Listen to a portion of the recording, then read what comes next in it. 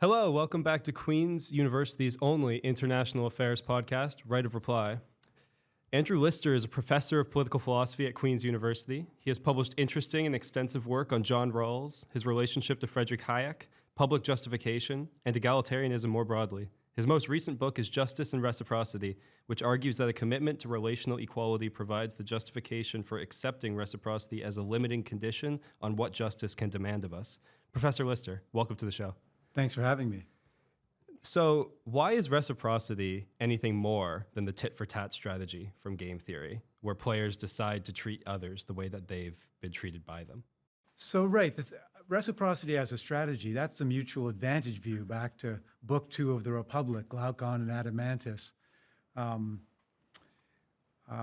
And sure, that's important, and I'm all in favor of mixed motives. Thank God for mixed motives. You know, if we trusted people just to be purely motivated all the time, the world would be a much worse place. But I think it's also true that people believe themselves to have duties of reciprocity. So you do something nice for me, I may feel I have a duty to do something nice for you. You buy me a beer, I want to buy you a beer too, right? And it's not just a duty, but it's also an innate tendency of human nature, something built into us by evolution, this tendency to respond in kind. I think there's evidence for that. Of course, it varies by culture, how that manifests.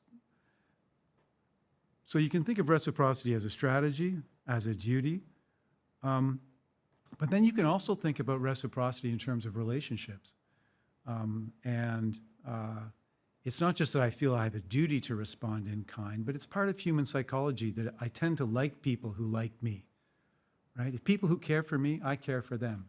And that's not just instrumental. It's that I may even be willing to sacrifice myself, but not for people who don't care about me, for people who do care about me, right? So, and you can think of reciprocity in some sense as an ideal, and I think this ideal has been important in egalitarianism, in the socialist ideal of a just society. The socialist ideal of a just society is where each works for all and each benefits all others who also benefit them. I think that is kind of the ideal of a good society for a lot of folks. And at the same time, just one more thing though, reciprocity, you mentioned that reciprocity can be a limiting condition. So I think I have duties to other people, and maybe some of them are unconditional, but are they all unconditional? At least some duties I think that I owe them to you only if you're willing to do the same thing for me. I think a lot of people think that, though it's hard to draw the line between what's conditional and what's unconditional. And you mean in a similar situation? So Exactly. like if I'm helping you, Right. you're in a car wreck at the side of the road, I would expect you to do the same for me. Yeah, and I assume you would, because almost anyone would, right? That's very, someone's in danger of dying. Most anyone would help out other people. But duties of assistance, how long do I have to go on helping you if you're not willing to help me? And just one thing I should make clear is that it's not, I'll help you so that you help me, or I'll help you because you might help me in the future. That would be an instrumental motivation. I think the more important and interesting motivation is, no, I help you because you need help, but I'm not willing to do that if I think that you would never do the same thing for me. If you would never do the same thing for me, I mean, how could I owe that to you to do something you would never do for me, right? If we're equals. Of course, no one's perfect, right? And I'm not perfect. There's lots of times, so I wouldn't expect perfection from others. But some kind of limit, at least on some duties, I think makes sense. And I think a lot of people think that. So then the question is, then there's lots of interesting questions we can ask about that. But so do you think that on the margin, our current society, which is market-based, should be more or less reciprocal? So that's an interesting question. So in one sense, market society is perfectly consistent with reciprocity, right? Because I can't just take what you have. I have to offer you something for it. And from one perspective, that is a kind of reciprocity, right? That's exchange. So certainly things could be worse if it was just you take and the strong take and the weak suffer. That would be a worse situation. So I want to recognize that aspect of market society. But But from a different perspective, market society is deficient with respect to reciprocity because a market society, if it's just private property and free markets and nothing else, okay, no society is actually like that, right? All societies have systems of social insurance and welfare, okay, but just imagine a pure private property, free market society with no other social mechanisms of insurance and protection and mutual care. That kind of society would be highly competitive. Everyone would be incentivized to look out for number one, or at least look out for me and my family, because there are no social protections. At any moment, I could fall on hard times, and then I'm on my own. And if you have that very competitive society, I think that does tend to undermine reciprocity because it encourages me not to help out people who need help, because I got to keep everything I have for myself, right? I got to keep stuff for myself. So I think that a pure free market private property society would incentivize competition over cooperation. It would disincentivize acting on duties of reciprocity, duties of assistance. Yeah. So do you think that our society is the optimal level, or would you nudge it a little bit in either No, my direction? personal preferences, my personal ideology would be more sort of standard social democrat, not libertarian. If I were a libertarian, I might have, what would I say about, I would say the most important thing is reciprocal respect for rights of property and self-ownership. Maybe that's what I would say. But no, I would argue that a society that honors reciprocity will encourage people, will not be too competitive.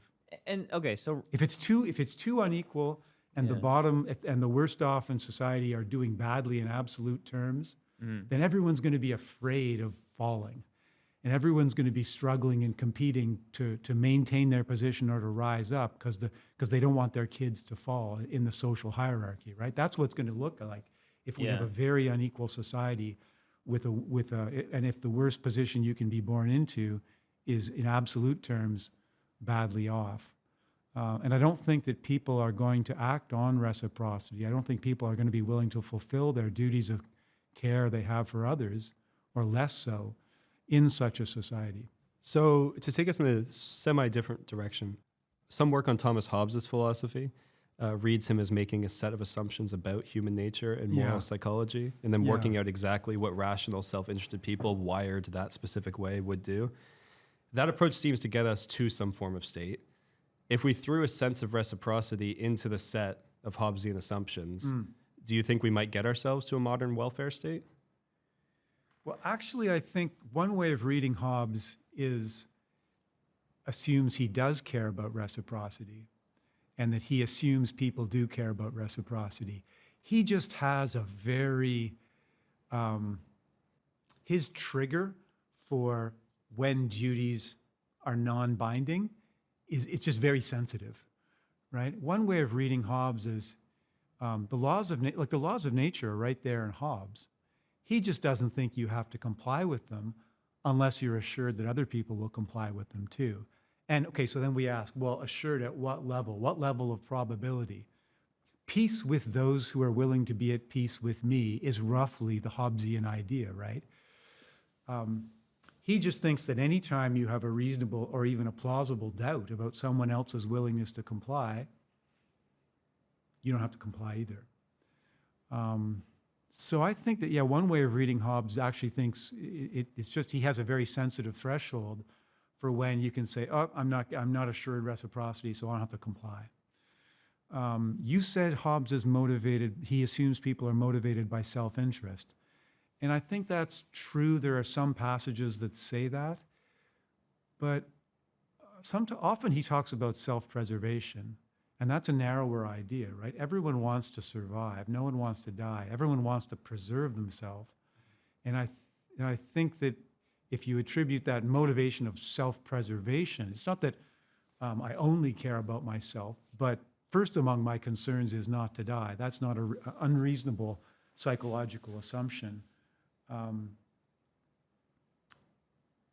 then Hobbes thinks that you have what he calls a right of nature to act in whatever way you think is most conducive to your own survival. Now, I think that doesn't build in enough morality. But Well, that seems like an egoistic principle, no? it is, but you don't necessarily have to read him as assuming that people are strictly self-interested and unable to be motivated by concern for other people. You could read it more narrowly as, well, people's first concern is survival. And you could also read him as saying that people are willing to follow some rules of morality, but only if they're assured of compliance on the part of others. And I recognize that there are passages where he seems to say that it's just, no, psychologically, people only care about themselves. That's less interesting to me because, I mean, it just seems obvious to me that people do care about other people, right? In fact, this is actually part of the problem of social conflict, is that people are not self-interested. If people were just self-interested and prudent, it'd be simple. The problem is that people are not just self-interested and prudent. People care about their families, and that leads to conflicts of partiality, right? I may be tempted to do injustice to protect me and my family and to advance my family at your expense.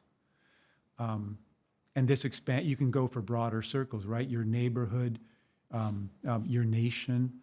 Part of the problem of social conflict is not self-interest, it's partiality and willingness to sacrifice yourself for your family or for your nation and against other families or other nations, right? Or other religions or other. So I think that if you view the problem of social conflict in terms of self-interest, you're missing something there. Partiality and disagreement enters in, and altruism in the service of groups and religions and belief systems is actually a big part of what fuels social conflict, and Hobbes was aware of that, right? It may not appear in chapter 13 of the Leviathan, but there are other chapters where he talks about what threatens the unity of a country, and disagreement, and religious disagreement was a big concern of his coming out of the wars of religion earlier in the period. So I guess you would say this project of trying to reason out political cooperation semi-a priori based on some commitments in moral psychology is probably doomed in a certain sense? Doomed? I don't know, doomed. That's very pessimistic. I think it's very interesting to start with a simple set of psychological assumptions and then see how they combine to generate conflict and how we can solve that conflict. I think that's super interesting. And so, I mean, sure, you're going to have to bring in empirical evidence too, right? You're going to have to bring in, what does evolutionary biology say about, how do we draw the line between what's constructed by evolution and what's constructed by institution and variable culture? That's a super important question. And obviously Hobbes couldn't answer that question. He didn't have the tools. But speculating starting from simple models of human nature, I think, is a useful thing to do. Yeah. The worry is just that it would be hard to model layers of partiality. It does complicate things. Yeah, I mean, that's why economists don't want to do it, right? Economists typically say, our value added is not going to be in speculating about psychology. Let's just assume a super simple, somewhat cynical psychology. Every agent is concerned only for themselves. And let's try to get our explanatory value added in strategic interaction or in some equilibrium theory about how interaction works. We'll leave to the psychologists speculating about human motivation and complexities of human motivation. But actually, economists they've really, over the last 30 years, it's my understanding, they've done a lot of work in bringing in psychology, right? Actually bringing in reciprocity and looking at how motivation by reciprocity affects wage negotiation, let's say, and bargaining. actually, they've done lots of studies on, these simple games of, simple public goods games. Do people contribute to the provision of public goods? Divide the dollar games. And I think the general lesson is that there's a heavy dose of self-interest in human motivation, but there also seems to be some motivation by reciprocity too, for both strategic and non-strategic reasons. That's my impression of the evidence there. In a way, that almost seems like, in addition to being like behavioral economics, almost experimental philosophy. Like moral philosophers could use that. Yes, there's been experiments on this in psychology and experimental philosophy and The Economist too. Yeah. So now the transition more towards John Rawls himself.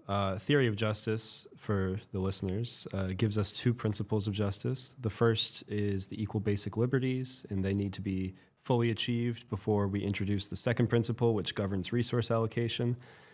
When we talk about the equal basic liberties, we mean the maximum scheme of, well, Rawls actually names them. So some of them are equal political participation. Yes, the right to vote, the right to run for office, freedom of conscience, basic criminal protections of right to a fair trial. So we can form a picture. Do you think of, say, Canada at being at the point of having met the first principle and so being able to move towards meeting the second principle?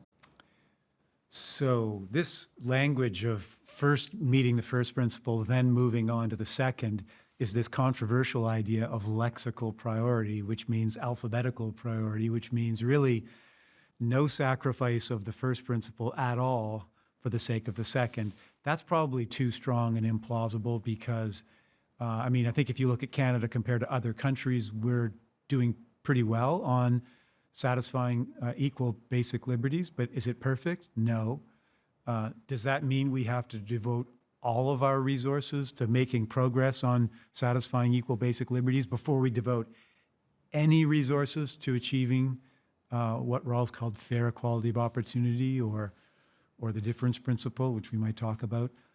That's hard to accept. So that's part of Rawls that I can't really defend, this lexical priority. Lexical priority is really simple. It gives you a nice strict priority relation, but it's probably too strong. What would you say are the parts of Canada that are lacking? In terms of satisfying the basic liberties?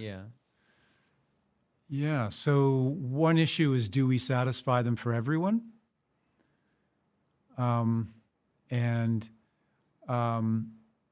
If you include among the basic liberties the idea of a social minimum, so this is one of the basic liberties that's sometimes not mentioned. So we talk about the right to vote, the right to run for office, freedom of conscience, freedom of the press, security of the person. But you could include in there, I think, and Rawls does in later writings, a social minimum, the idea that everybody should be guaranteed access to a minimum set of resources, no matter where they're born, no matter who they are in the country. So this would be things like, income, access to income, healthcare, okay? And I think if you look, does everyone, no matter where they're born, have access to a minimum set of resources? I think with respect to Indigenous communities, there's probably an argument that some don't, some people don't. And that raises the issue of this principle of equal basic liberties, so our basic liberties respected equally for all groups. So that would be one area. So I guess I'm interested, is the binding constraint today in places that have met the first principle of justice or like come close enough to meeting the first principle of justice then fair equality of opportunity? Because you brought in lexical priority, and it says that once we've achieved the equal basic liberties, now we have to achieve what Rawls calls fair equality of opportunity before we can do anything related to the difference principle. Right. And so even though we think of Rawls as this great redistributor, we seem a long ways off from the difference principle kicking in, because even if we think the equal basic liberties have obtained, do you think it's reasonable to say that the fair equality of opportunity has obtained in, say, like Canada or in Scandinavia? No.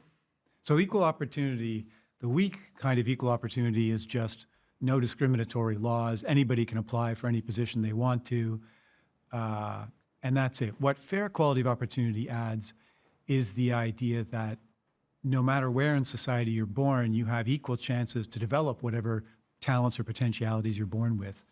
And so you can understand that even if you have a perfectly fair procedure, like suppose a perfectly fair merit-based procedure, achievement-based procedure, or maybe even we just randomly assign people to jobs. It's kind of a crazy idea, but that would be egalitarian in a way.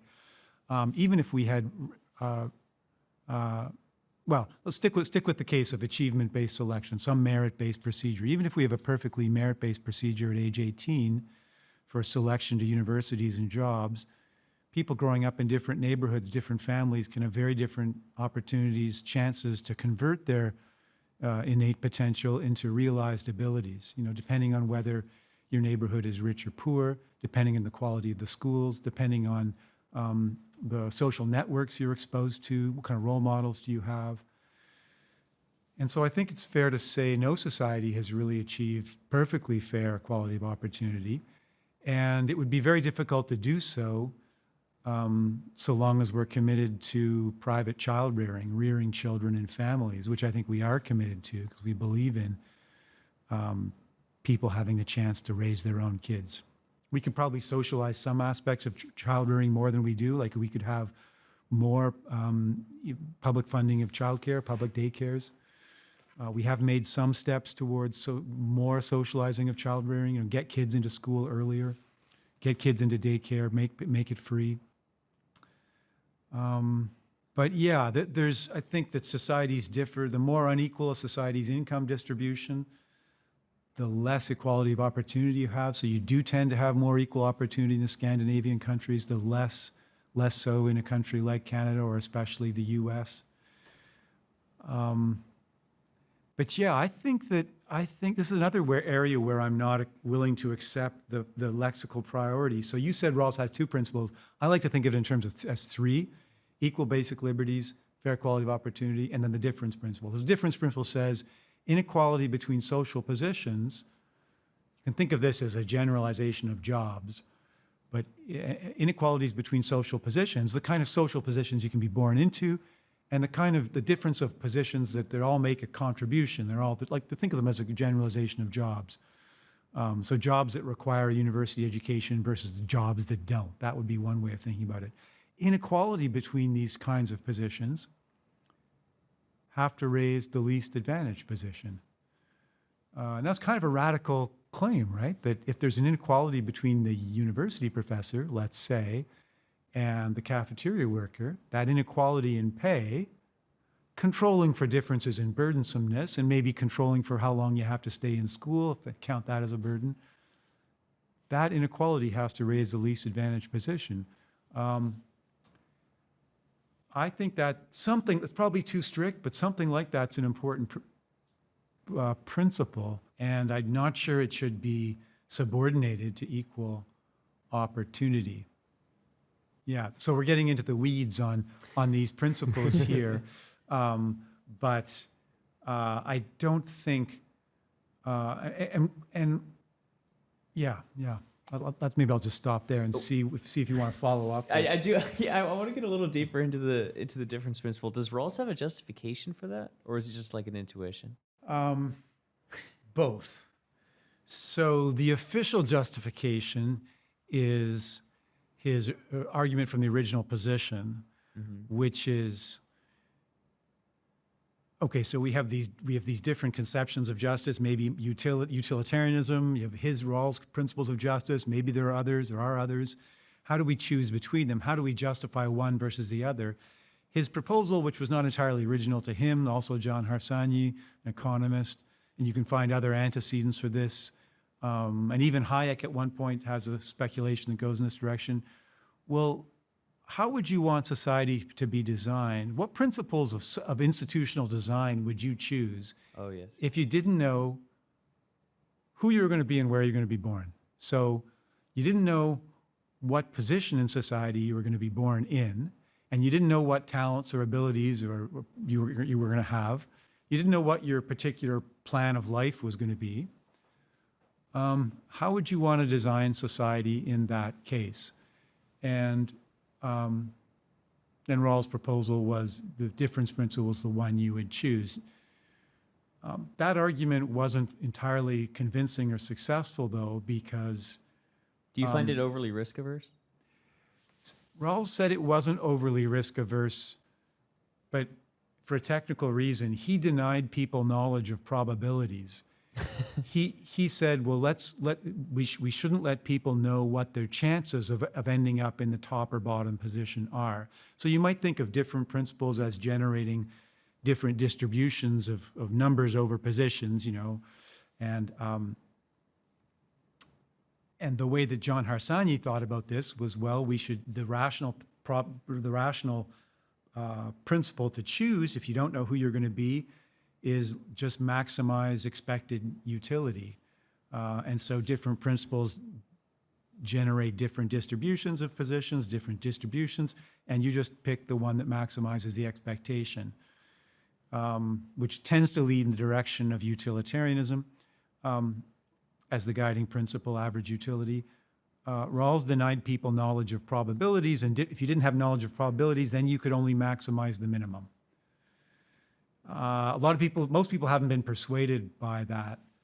But Rawls also had an intuitive argument, which is that, so we're thinking of the different positions in society. It's a big division of social labor. And all these positions are necessary, right? You can't have, there's all kinds of different jobs that we have to do. And everyone's contributing. And these are all contributing positions. And imagine that we've somehow adjusted rewards to take into account differential burdens. Like some jobs are dangerous. Well, we got to take that into account, right? Firefighters, they might get burnt. So we got to take that into account. And maybe being a brain surgeon it's burdensome because it's a lot of responsibility, and it takes you have to have years in school. So we got to take that into account. But inequalities beyond burdens, what could justify those inequalities? And his answer was, well, if the inequality benefits everyone, or at least the least advantaged. And you might argue, well, look, so if we had perfectly fair equality of opportunity and equal basic liberties, then we just let inequalities sort themselves out. If we end up with very wide inequalities of income, so be it. That's just the way the cookie crumbles. But Rawls' assumption, and this may be controversial, his assumption is that some people are born with greater or lesser, or at least more or less scarce abilities or potentialities. And this in itself is no basis of desert of superior reward. Everybody who tries equally hard and conscientiously is in principle deserving of the same reward. And if we reward people unequally, it can only be justified in terms of social benefits. That's his sort of fundamental, and this is kind of an idea that goes back to the socialist tradition, the cooperative tradition. Superior ability may win you admiration. It may be intrinsically enjoyable to exercise scarce abilities, but by itself, it shouldn't earn you a superior share of what we produce together, not unless that inequality redounds to the benefit of increases the minimum share. Yeah. Yeah. Okay. So this gets to something that I find really interesting. This tension between market efficiency and desert. And so I'm Right. wondering. Rawls was a skeptic of desert. He was Yeah. very skeptical of the idea of desert. This is a big criticism that a lot of people have of Rawls. Well, to me, I'm pretty convinced by the argument that it seems like you can't justify markets on desert because almost all of it is brute luck, like at bottom, whether it's your environmental inheritance or your natural inheritance or this, where you happen to have skills that are in demand at the time of Right. your birth in the market. Yes, and this is a common point with Hayek, which part of Yeah. the strange proximity between Hayek and Rawls. Yeah. Yeah, and it's interesting that Hayek is using it to argue against the socialist, Right. which I find interesting. And then Rawls kind of co-opts the idea to argue against what Hayek was. Yeah, there's an supporting. interesting history there. Yeah, but so my question is like, if we're done with the common sense view, the common sense justification for markets, which is that people get what they deserve, then what are we left with for a justification for markets? Like, what is the justification? They make us all richer. Oh, well, Yeah. they make us richer on average. Yeah, well, yeah, so there's the efficiency argument, which I get. Is there a moral argument left, or do we just kind of throw our hands up and say efficiency is the reason we have markets? Well, let me put on my Friedrich Hayek, Frank Knight, Milton Friedman hat here for a moment. I think what they would say is that markets reconcile prosperity with individual liberty. Yeah, so let's just think about jobs. I mean, I wanted to be a hockey player or a musician growing up. But honestly, I mean, whatever you think of my skills as a professor, I was a worse singer, right? And no one really wants to listen to me sing very much. I was a good house league player, but that's it in hockey. So no one wants to watch me play hockey, right? So who's going to decide who gets to be a professional hockey player we watch and who has to do something else? Who gets to be an actor and who has to do something else? The market solution here, the way we honor freedom of occupation, one way to do it would be to randomize. That would be, anybody applies and we just randomly select among applicants. But that wouldn't be very efficient, right? You might have ended up watching me instead of Connor McDavid. So I think the rationale for the market, one of the rationales for markets here, is reconciling freedom of occupation with benefits to others, aggregate efficiency. And I think actually even socialists recognize that a functioning socialist society would have to make use of markets, right? Yeah, my only worry is just it seems hard to defend markets if say, I mean, I pretty much buy metaphysical determinism. But even if you're were going like real deep here. even if you, yeah, but I'm saying I'm in the Department of Political Studies. I'm not the Department of Philosophy. If you start talking about free will and determinism, I'm just going to punt and say, go talk to my colleagues over that side of the. But it seems over as in though Watson Hall. you would admit that like 50+% of the variance in earnings would be a bunch of deterministic stuff, like how much you get from the inheritance of your parents or your genetics. Like I think you don't have to, you don't have to say a percent. Obviously, determinism would just be 100. You mean it's not subject to, you can't do much to change it yourself. There's only Yeah. a certain amount your choices. Like I think Sure. the determinism is the like way off there 100%, but you don't even have to be there to still find markets like very unjustifiable if say 70% of the variance is brute luck.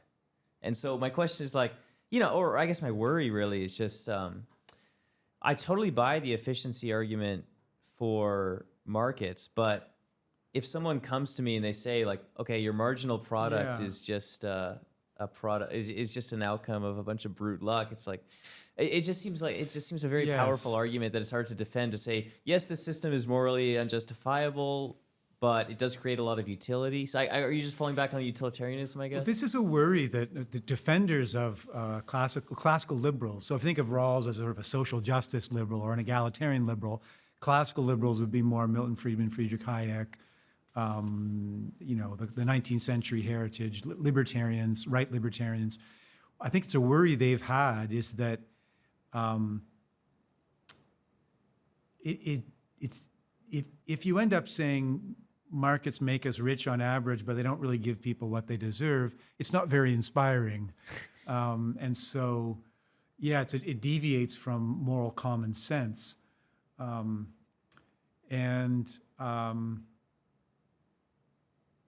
Yeah, and it's not just about, you can, there is this point about, well, part of what you earn is, just it's about your fortune in the genetic lottery, but a big part of it is also just supply and demand.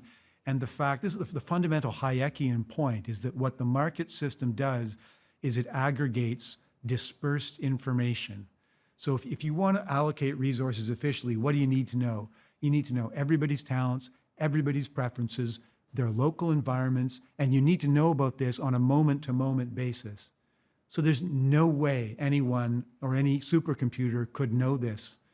What the market does is it aggregates all this information because everyone's constantly adjusting based on their local environment and their local preferences. But you can't hold people responsible for not predicting.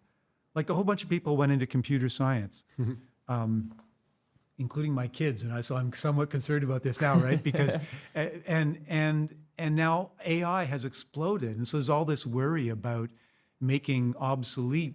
Like you can now program without knowing anything about programming. You can't hold people responsible for not predicting that, right? If they could have predicted it, they would have invented it. And this is one of Hayek's fundamental points, is that the unpredictability of supply and demand means you can't think of the market as rewarding people based on meritorious past conduct. People make perfectly meritorious and prudent decisions, and they get slammed when things change in ways that no one could have predicted. So, and the other thing is that you said reward according to marginal product. I mean, as I understand that, that's not just that the price reflects, people think of that in terms of reward for contribution, as if it's your contribution that drives how much you get rewarded.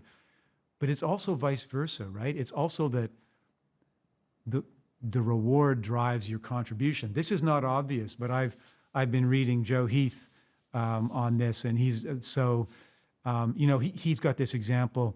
Why do Mexican auto workers earn less than Canadian auto workers? It's not that they work less hard or less skillfully with less, it's not even they have different equipment. It's the same job. It's that labor of that type is more abundant in Mexico. Hence, people with that skill level or that level of education are not just hired to be auto workers, they're also hired to do less productive things. And then everybody of that type is then paid the same skill level, paid the same amount. Mm-hmm. So this idea of reward, people interpret the idea of marginal contribution, marginal reward according to marginal product, as if it's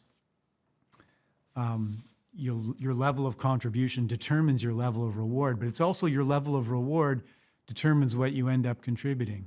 And that's a very it's a system, and the causal arrows go both ways. So yeah, the more you think about, I've been learning about free markets. I'm not an economist, but I learned about it by teaching PPE and reading Hayek and Heath and others. And yeah, the more you think about it, the more it may be true that other things equal, people who work harder earn more money, but that's only one variable, right? So it's a very rough correlation between the intuitive notion of deservingness and reward. And it has to be rough if the system is going to allocate resources efficiently, right? The system has to capitalize on chance. It has to communicate, hey, this thing over here for unpredictable reasons, it's scarce. So let's produce more of that, or let's economize on the use of that, right? Mm. That's not going to give you a reward by desert, not in any strict sense. Okay, I'm getting too much into the weeds again. Does reciprocity save us in any way from this dilemma? I don't think so.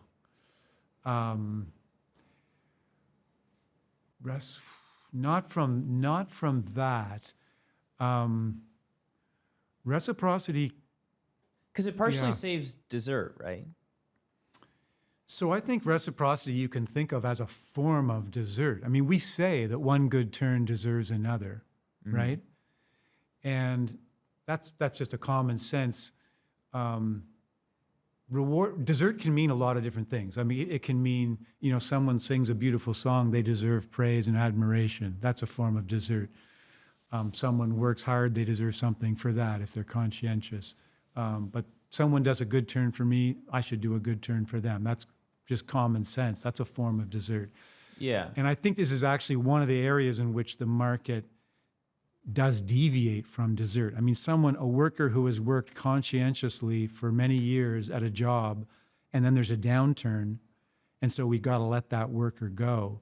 This is Jerry Cohen, the socialist, Canadian socialist, G.A. Cohen. This is one of his, fundamental intuitive criticisms of the market system, is that the market incentive, if the firm is going to survive, it may have to let go this worker.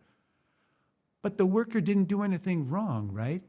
He tells a story about how his dad, after many years of service, got let go from, I think he was working in the garment factory. He was sewing. And years of service, just let go. Now, that's not what you would do if you were operating the great basis of reciprocity. Reciprocity would say, well, we should, you don't reward someone who's for years of good service by saying, sorry, you're redundant, you're gone. But the market system incentivizes that. Now, of course, we have mechanisms to deal with this, right? We have employment insurance precisely for this reason. We disconnect healthcare from employment for these kinds of reasons. One way of thinking about a private property free market system is it puts a lot of risk on propertyless workers, so you got to protect them. They don't have the commons to fall back on. They don't have their own little plot of land to fall back on, right? They were kicked off the commons. They all flooded into the cities. So what are you going to do? You're living in a city. You don't have a cow or a pig or chickens of your own you can graze on the commons. So capitalism may be very productive in the aggregate, but it increases risks for individuals. So we got to protect people. I think my final thoughts on the issue is that I think I just fall back to utilitarianism and just say, in terms of a cost-benefit analysis, I agree that there are costs and there is a price to markets. But utilitarianism says maximize the total or the average. Mm-hmm. And I guess the basic objection there, well, apart from, what do we mean by utility? And we have to define utility. And you can't just be preference satisfaction. Some preferences are ugly. But apart from that issue, utilitarianism says, even if there's a group that's very badly off, that's okay, so long as other groups are on average sufficiently much better off. And that's harder that's maybe the intuition behind Rawls' view, is that that's not acceptable. Yeah. Sorry, I interrupted. You were gonna No, I mean, it's good. I'm not saying that utilitarianism solves it, but it seems like And liberty. Liberty is some system of basic rights. Yeah. Is our fundamental principle, not maximizing utility. That would be the other thing to say against utilitarianism. Yeah. My main love for markets is the innovation that incentivizes. And I think if you take a long-term point of view and you say, well, the counterfactual is, I don't know, the guy who gets fired during the economic downturn, instead, the government supports him. And you can name like a dozen other examples where the government would step in. And at a certain point, if you just get socialism, you're just harming future generations. Because I'm making implicitly the assumption that socialism is a worse system for incentivizing innovation. And so for me, innovation and the invention of new technology is the most important. But there's a good question there, which is like, when we're fixing the principles of justice and we are thinking about the position of the worst off, are we going to allow any hits to the worst off for people that don't yet exist for future generations? Okay, so a couple points here. First off, non-expert view of 20th century economic history. I think it's true that the Soviet system failed on innovation, and that it ended up not, it proved to be great at doing, if you had to build a lot of tanks to survive in the Second World War, then you can just say, right, we're going to devote 30% of our, I don't know what it was, like 30% of our economy to building lots of tanks and guns, and that is tremendously powerful, and they survived. But long-term innovation and prosperity, they ran into trouble. Now, it's an interesting question. I think a lot of us assumed that some kind of market system along with liberal basic rights and democracy was the only way to go in terms of innovation. But is that still the case? And China seems to be innovating quite nicely without much democracy. Now, they've integrated elements of a lot of market elements. But so that's an interesting question. I'm getting out way over my, what's the expression? Too far out over my skis. This is not my, these are empirical questions of economics. And non-Canadian listeners will love that phrase. But the other more technical, so philosophical question is, so how do we understand this idea of inequality is justified if it benefits the least advantage? There's a group of what you might call right-wing Rawlsians, John Tomasi, Jason Brennan, those are the two names that spring to mind, who argue that actually, if you look at what promotes income growth on the part of the bottom 10%, and you look at that globally, actually there's a strong correlation between income growth of the bottom 10% and just growth of the average or the median income. And so the most important thing you can do is just make your society richer. If you want to benefit the worst off, you just got to just grow the size of the economy overall. And so they argue that actually forms of market capitalism are the best for maximizing the minimum. I mean, historically, that's shown to be true. Like almost all of the lifting of poverty in the last 200 years has been due to growth of gross domestic product. Yeah, they tend to think of in terms the principle in terms of maximizing long run growth in the position of the worst off. Like if China had decided to just simply continue redistributing, or if Britain in the 1790s had just decided to redistribute instead of usher in like a nice market that balances a good incentive structure for innovation, obviously they'd be much worse off. Yeah, I guess the question is, was this the only way to achieve, did you need all of that extra inequality to achieve that level of growth? Yeah. What was the set of feasible possibilities? And this is, so there's a kind of ideological ambiguity to the difference principle, because you can always say, well, here's a policy, sure, it generates tremendous inequality, but it generates a small benefit for the worst off, arguably, in the long run, maybe. And that kind of an argument, is it consistent with the difference principle? Well, officially, the difference principle requires that all extra inequality benefit the worst off. So it's not enough just to say that, well, the worst off are better off than they would be if we had the poverty of absolute equality, right? That's not enough. Yeah, we need to know what the set of feasible possibilities are. And the real question is there no way we could, would any move towards greater equality make the worst off poorer? That's the question. So if you look at the Canada today, is there nothing we could do would any equalizing move worsen the position of the worst off? I mean, maybe that's an empirical question. I think probably no, right? And certainly if you look south of the border, is there nothing we could do to equalize incomes? Would anything we do to equalize incomes or living conditions for let's say jobs that don't need a university education? Would anything we do make those people poor? Probably not, right? So that's a different question than, do we see long-term growth over, say, 100 years? It could very well be that's true, but was all of the inequality we saw necessary to generate the improvements for the worst off? Probably not. Okay, I have a bit of a segue question. Sure. Why do most academics dislike markets? That's a good question. In your opinion, do we dislike markets?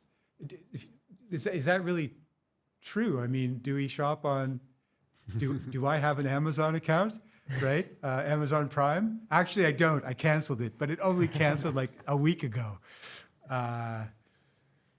Maybe in terms of their surveyed preferences. And maybe Amazon's not a great example because it's kind of merging going towards monopoly. Maybe it's actually because I like markets that I don't shop on Amazon. I think I should be buying from the producer, not from the corporation that is trying to harness its service in one dimension to get a monopoly in other dimensions. But yeah,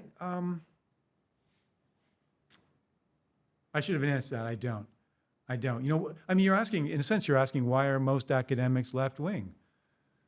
Yeah. What's the sociology of academia? That's. The truth has a well-known left-wing bias. That's one problem. Good. I got to laugh there. That was there's.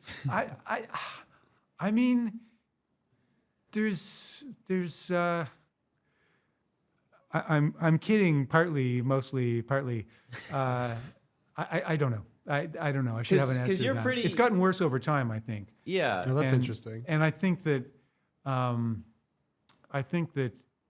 You're far from the median view on markets. Like I think of you as supporting the market much more and being much more pro-capitalist than the average arts and sciences. I think I'm realistic about markets. I think But that's markets why in their place. That's why I find it interesting, because I'm just wondering why so many other academics are different. I think a lot of academics they think that markets have their place and need to be limited.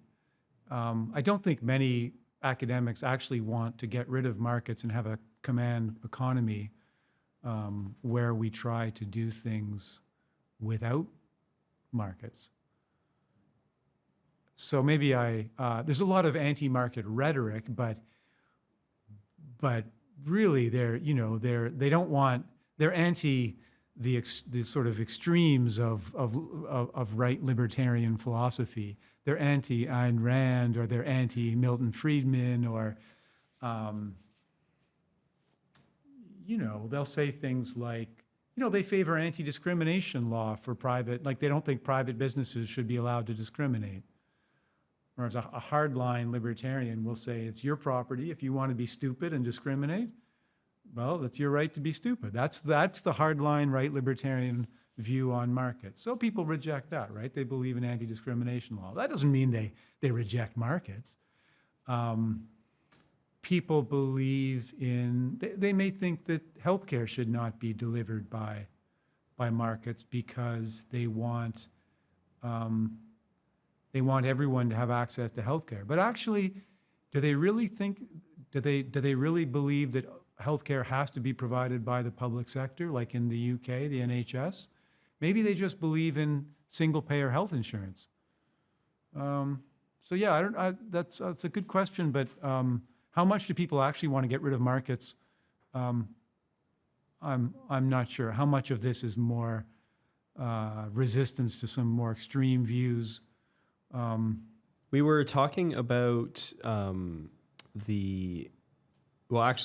to bridge into this talk about academics and markets, Rawls is kind of the political philosopher that begins to take some economic concepts quite seriously. When you're reading Theory of Justice, he's talking about Pareto. I believe he's directly talking about markets and whatnot. What was it about the work he was doing that made him the center of political philosophy's revival in the 20th century? That's a good question. I think Rawls is offering a big systematic theory that includes a number of different dimensions. It includes some ideas about method. So how do you do political theory or political philosophy? And in particular, how do you do it in an age when we're maybe skeptical about philosophical foundations? That's one thing. So he had the original position, which is a technique. He also had the idea of reflective equilibrium, which is, in one sense, it's just coherence between intuitive judgments, considered judgments at different levels of generality. So trying to get coherence or equilibrium between the general principles we believe and the judgment we make about concrete policies. And so he had this discussion of method. He also tried to, although he offered some principles. And okay, you can quarrel with the prioritization, you can quarrel with the content, but he did try to offer a set of principles to guide our choices about policy and institutional design. And then there were some elements he tried to apply them. He tried to say, look, if you accept my principles, I think you should be led in the direction of these policies. He also had a story about, so sometimes when you read Rawls, it's super ideal, right? He's got this idea of the well-ordered society where everyone accepts the same principles and everyone knows everyone accepts the same principles and institutions realize these principles and everyone knows that too. And you're thinking, well, like, whoa, this is almost Plato here. What's going on? This is not realistic. But there's also the other side of the story, which is he asked the question, a society organized in this way, a society that realized these principles, my principles, if we got it going, hard to know how we'd get it going, but imagine we did get it going. Would it last? Would it survive? Would people growing up under these principles develop an appropriate and effective sense of justice such that with some moderate level of enforcement, we could count on them generally to do what they were supposed to do, right? To fulfill their responsibilities and obligations. Or would the whole thing fall apart? Is this consistent with human nature? So Rawls is fully aware that human nature is partly socially constructed, but it's partly not socially constructed, right? It's partly constructed by evolution. And so, for example, motivation by reciprocity. For better and for worse, we are motivated by reciprocity. For better, well, you do something good for me, I'll do something good for you. But for worse, you do something bad to me, I may be inclined to do something bad to you. That's negative reciprocity, right? I may be inclined to even go against my self-interest to punish you, right? So we're not just conditional cooperators, as the psychologists or economists say. Some of us, to some extent, or maybe all of us to some extent, are willing punishers, willing to pay a price to punish people we perceive as violating social norms. And that's a central part of markets as well, right? Is that feedback mechanism of reward and punishment for actions. It's like you make a purchase. Withdrawal of cooperation, certainly. If I buy something from you and I think you don't live up to your side of the bargain, I'm not going back. But that's conditional cooperation. You abide by a bargain. In a way, I punish you by not rewarding you with future cooperation. I withdraw my cooperation. I withdraw my purchase. I think, but willing punishment goes beyond that. The idea of willing punishment, as I understand it from the psychologists, and the economists, is that if I perceive you as violating a social norm, I go out of my way to punish you, even at the cost to my own self-interest. That's like revenge, and that is a part of human psychology, right? And that's not an attractive part of human psychology. Rawls didn't talk about this part of human psychology. But it isn't especially it can get, and when you bring in partiality, so we talked about partiality earlier. So now let's bring in partiality plus negative reciprocity. I'm partial to my friends and my family, and you hurt my family. Well, this is where you get tit for tat going, and not tit for tat as an instrumental, rational, prudential, forward-looking strategy, but a backwards-looking negative spiral of retaliation and very counterproductive. Okay, so I was just trying to make the point that human psychology, you could argue that that's built into human psychology too, and of course it manifests differently depending on culture and institutions, but you might think this motivation by reciprocity is what we've got until we can genetically modify human psychology. And so the principles of justice we put forward, that we want to organize our society, it has to be the case that people growing up under these principles would more or less come to agree and abide by them. Otherwise, what's the point, right? And so I think in the background of Rawls is yes, there's this ideal point, this very ideal element, but there's also this worry. There's this worry that is justice possible given what we've been given with human nature? Is justice possible in a large, given sort of what you might call the unchangeable features of the modern world? Okay, so I don't mean private property. We could socialize property. I don't mean necessarily like just a pure free market society. No, but I mean large-scale societies involving a complex division of labor, religiously and philosophically pluralistic society. I mean, that's not inevitable. We could stamp that out too, right? But we believe in basic liberties, so motivation by reciprocity. These features are, given human nature or given commitment to basic liberties, these features are going to be part of society. Can we hope for a just society? I think that's partly what he was trying to argue for. I think he was trying to say that a reasonably just society, maybe not a perfect society, maybe not an ideal society, but a reasonably just society is something that we can imagine being stable and lasting, given the way human beings have evolved. It's an extension of motivation. We can, yeah, that's I think.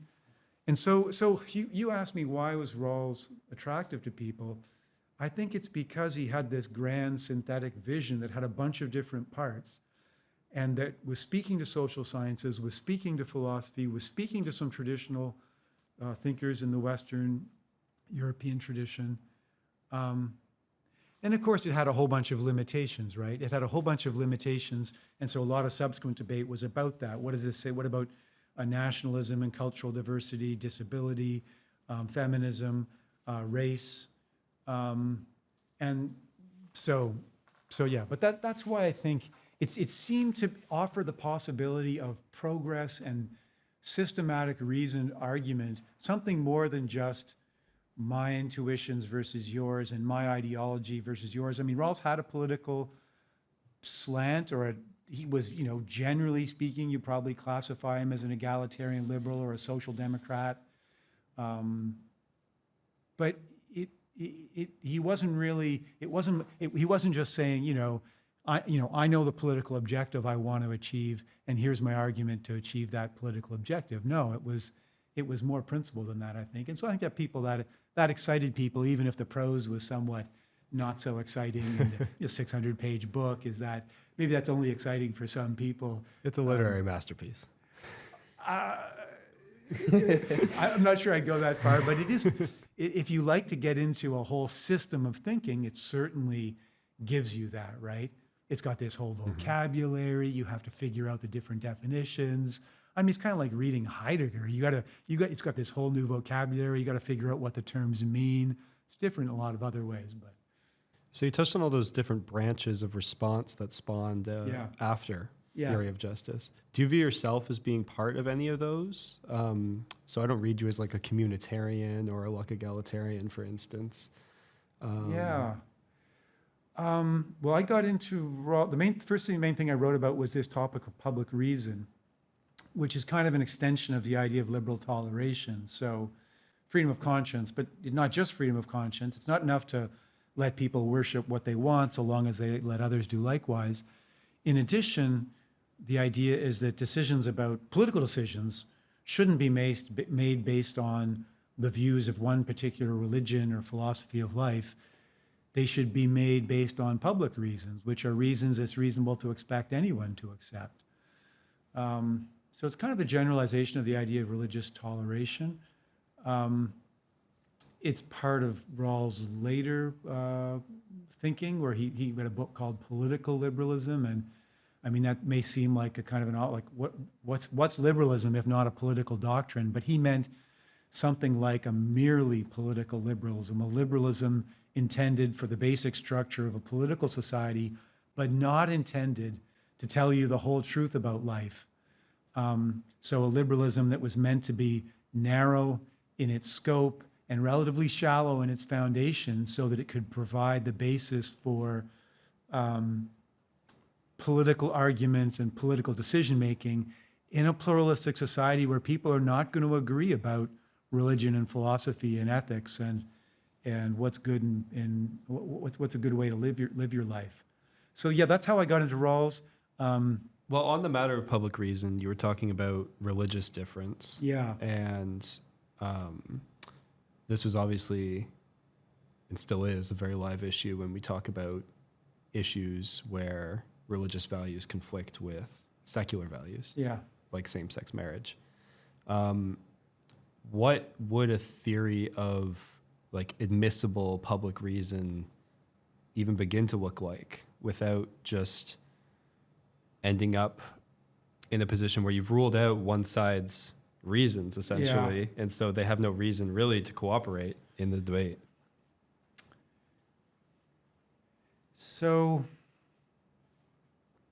right, many critics have thought that the whole idea of public reason, especially critics from the right, conservative, religious, initially these were Christian thinkers, Catholics, and I guess evangelical Protestants, who thought that public reason was just a kind of dodge. It's a sham neutrality. You put up this, officially, you rule out our reasons as non-public without even having to engage with them, which is really, I've become more skeptical. I've become more sympathetic with that objection over the years.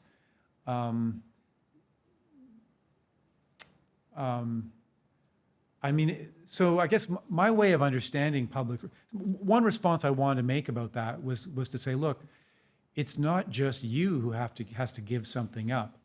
It's also liberals who have to give up things. There's lots of areas or ideas that liberals may bring to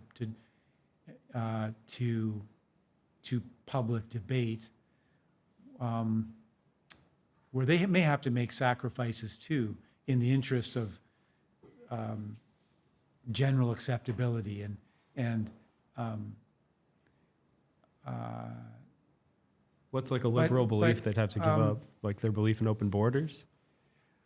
Well, I think that there's a whole strand of liberalism centered on autonomy, where the understanding of autonomy is this quite rich notion. It's not just nobody else can tell me what to do.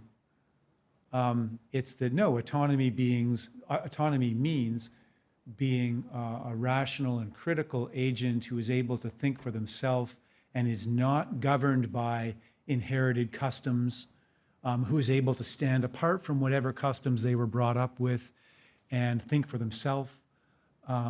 Think about John Stuart Mill and the ideal of individuality, making of yourself an individual, not a cookie cutter stamp of whatever your parents taught you, right?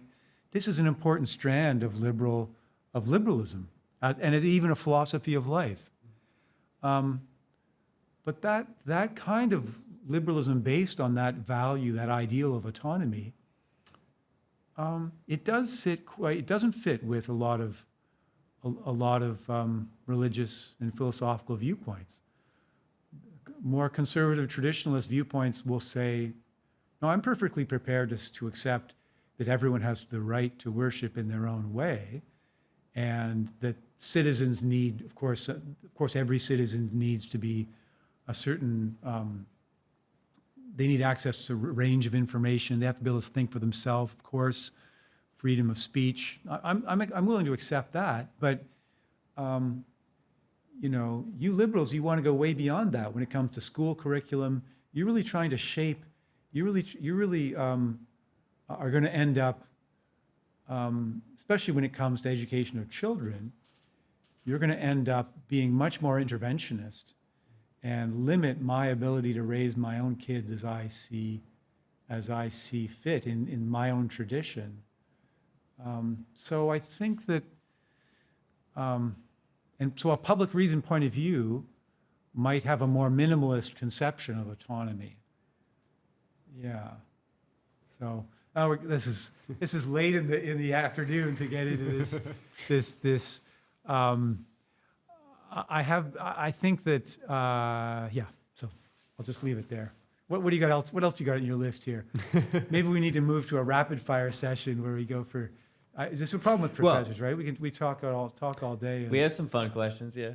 So Rawls thought baseball was the greatest of all games. oh God. And there's this terrific letter he wrote where he gives all the reasons to think so. No, Do you I'm think he not a was right? Rawlsian. No. I have some of my best friends are baseball fans.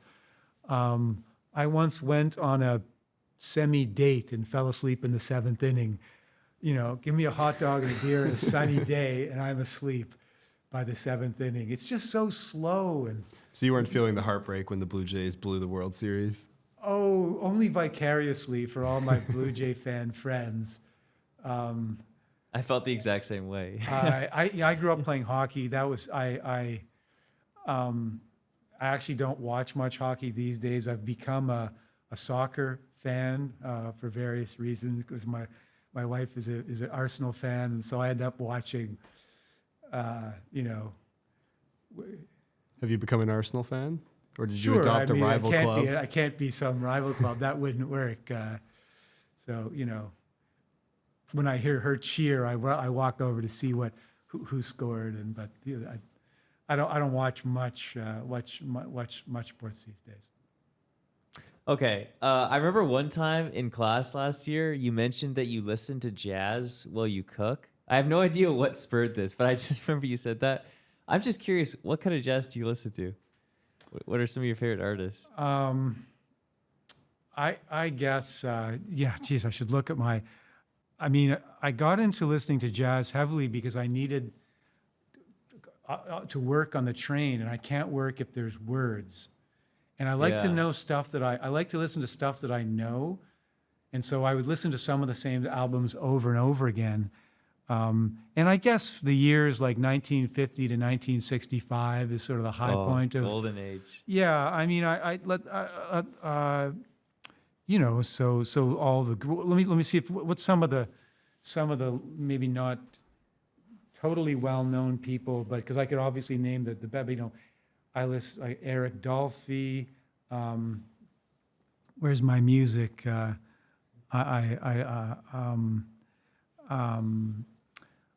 I listen to Bill Evans. I listen to, what have I been listening to? Ahmad Jamal, a lot of the piano stuff, Keith Jarrett. Awesome. That's so cool. I feel like I think of most professors as more classical listeners. So that's what I found surprising. So I haven't gotten into classical music. That's a limitation, a cultural limitation that I acknowledge, and I should work on that. But I do like classical music, but it's really not.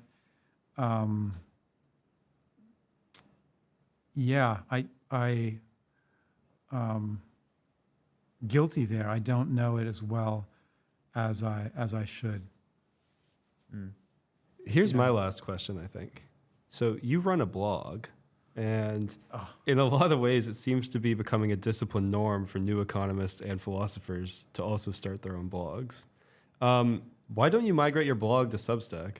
So Joe Heath, who we were talking about earlier, is on Substack. Daniel Munoz, who's a very good moral philosopher, is on Substack. More and more philosophers are joining like every day. They've had success there. Where is the Andrew Lister Substack? So I post like every 2 years. There's no way I'm going to be the Joe Heath of Joe. Joe is interesting and smart and also willing to be somewhat controversial in a way that I'm really not. So I don't think I'm ever going to have that reach. I post once in a while, just more sort of as, here's the type of stuff I'm thinking about. So if you're a graduate student, maybe looking for a supervisor, this is what I'm doing. And I also just to try to publicize in a bit more of an accessible way some of what I'm thinking about. Is Substack free, or do I have to pay for it? I have to pay completely for free. WordPress. Completely free. Okay. So I'd have to figure out how to migrate. All right. Well, maybe I'll look into that. I didn't realize WordPress was paid, so it's a Pareto improvement. Yeah, I'd save 50 or like $70 a year. Yeah. Yeah. All right, well, with that, I think we're ending. Speaking of Substack, go subscribe to Outrageous Fortune, Nick and I's vlog if you haven't yet. And a huge I will do that. thank you. And just another huge thank you for coming out for the show. This is our first interview of the season, and frankly, I think it's been a tremendous success. Okay. Thanks very much. Yeah. Goodbye, everyone.